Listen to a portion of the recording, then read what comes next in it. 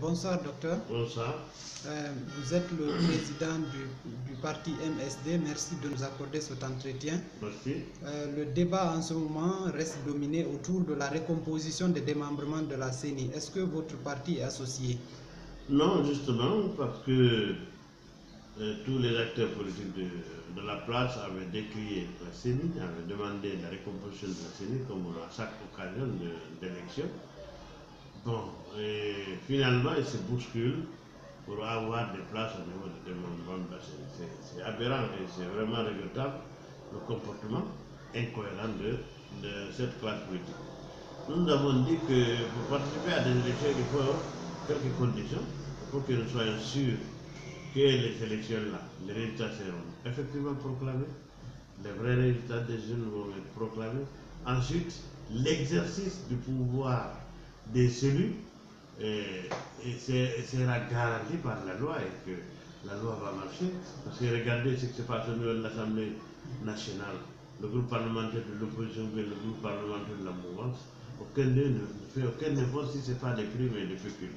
Donc c'est regrettable. Donc il faut faire fonctionner, les institutions ne fonctionnent pas. Donc il faut que nous brisons. Donc pour vous, la priorité c'est la recomposition de la CENI? Pour nous, c'est la dissolution de la CENI. Okay. Et ramener l'élection de toutes les élections au niveau d'un ministère, soit de l'intérieur ou de l'administration du territoire. Donc, parce que ça coûte cher qu'une CENI mal formée, mal intentionnée organise une élection paisible. Parce que nous sommes contre la violence physique et morale qui se trouve dans les pratiques, dans les méthodes politiques de notre pays, et que la CENI n'est pas prête à vraiment garantir des élections sans violence. Okay. Les 30 et 31 mars dernier, vos collègues de l'opposition avaient appelé à des villes mortes pour exiger la baisse du prix du litre du carburant à la pompe et lutter contre également la cherté de la vie. Quelle est la position de votre parti sur ces sujets? Bon, en fait, nous avons eu le privilège, grâce à Dieu, de parler de ce point. Le premier, c'est nous qui avons avancé la cherté de la vie, que l'opposition, et que l'Assemblée nationale devait interpeller le gouvernement. Donc, ils ont tenu ça, ils ont pris la balle au bon, et pour réclamer maintenant une lutte contre la cherté de la vie. En effet, rappelez-vous quand le syndicat s'est levé avec une grève entre employés et employeurs, l'Assemblée nationale qui s'est initiée entre eux pour essayer de faire des arrangements fictifs, des arrangements vraiment qui ne tiennent pas, bon, contre le dos du peuple. Donc alors, maintenant que l'opposition organise des choses de ruines mortes ou de manifestations, comme par le passé, c'est-à-dire ils ne récupèrent pas politiquement les événements. C'est une défaite cinglante, donc c'est pas normal qu'on appelle à des choses pour animer la galerie. Donc nous sommes contre ces faits. On a organisé une ville morte, ça n'a pas donné. Bon, ceux qui ne sont pas partis au travail, c'est le problème. Le moment est difficile.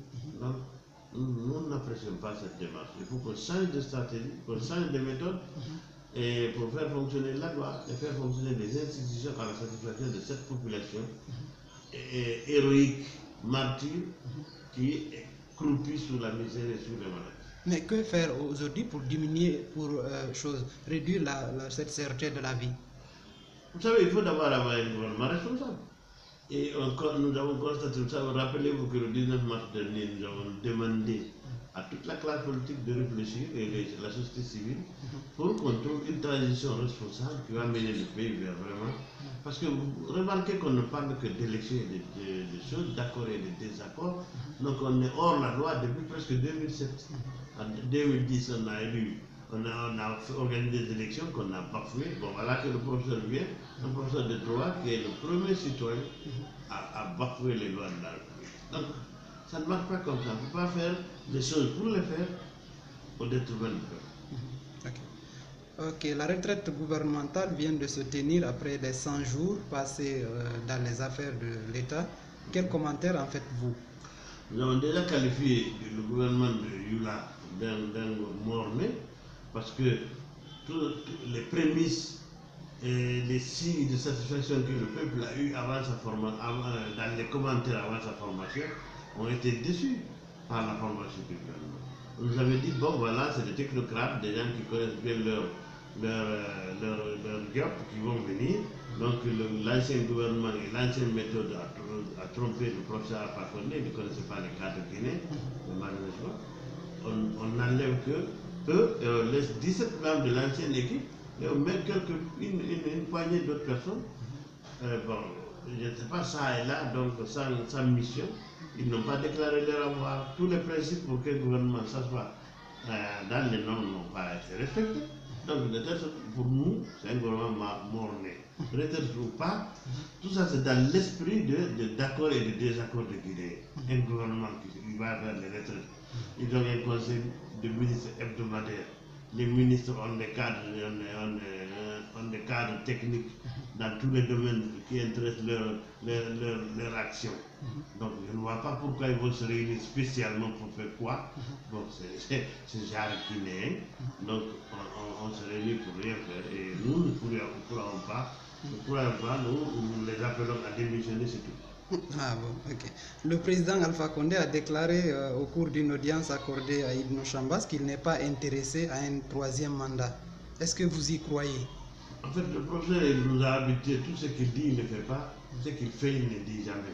Donc, entre les deux, il faut choisir. Donc moi, nous avons dit depuis longtemps que tout ce qu'il va faire, ce sera à reprendre. Il va faire un mandat ou deux, un jour ou trois, nous, ça ne nous intéresse pas. L'essentiel, c'est qu'il est incompétent.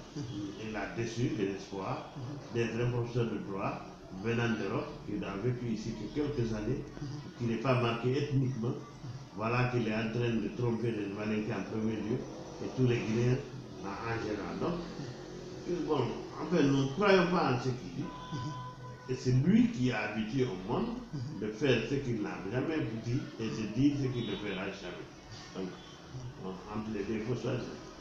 Ok. Donc, on sait que ces derniers temps, il y a l'insécurité qui bat son plein dans le pays. Est-ce que, quelles sont vos réactions? Vous savez, le CNT, l'un des mérites du CNT, de Hadji Rabiat Diallo, c'est de démontrer que l'État guinéen a été toujours un État bourreau depuis l'indépendance. Moi, je pense que c'est ce qui continue parce qu'en fait, même les interventions de bandits là, c'est un peu ciblé. Bon, c'est surtout, en majorité, c'est les cadres, même la police et tout ça, c'est ciblé.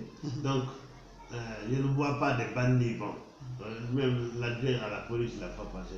C'est parce qu'il est calme. Je n'arrive pas à comprendre. Et je pense que c'est le gouvernement qui est en train d'attaquer les bénéficiaires et pour faire des incidents à travers le pays. Donc, donner de quoi réfléchir et laisser le gouvernement travailler. Donc, en fait, que ce soit eux, moralement ou physiquement, le gouvernement est responsable de la sécurité des citoyens. S'il faillit à cette mission, ils doivent normalement démissionner. Et c'est ce qui n'est pas le cas en Guinée. Donc, c'est regrettable qu'un peuple affamé comme le nôtre, malade comme le nôtre, ne puisse pas trouver la moindre minute de sécurité dans son domicile pour vivre en paix. Vraiment, c'est regrettable. Le gouvernement Alpha nous a tout montré, sauf ce qui est bien, ce qui est loyal, ce qui est ordre, ce qui est justice.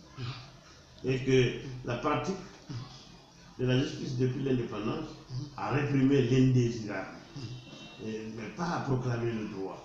C'est un autre cas à regretter, parce que depuis l'indépendance, tous les gendarmes, les policiers, les militaires, la milice populaire, la justice, les tribunaux d'exception, et tout ça, c'est pour réprimer le capable, c'est pour réprimer le riche, réprimer l'intellectuel, réprimer l'indésirable au pouvoir. C'est pas pour proclamer le droit, dire le droit, ça, on n'est pas fier de ça. Alors c'est regrettable, c'est état de fait aussi. Et c'est imputable à l'action gouvernementale. Ok, merci docteur. Merci beaucoup. Merci.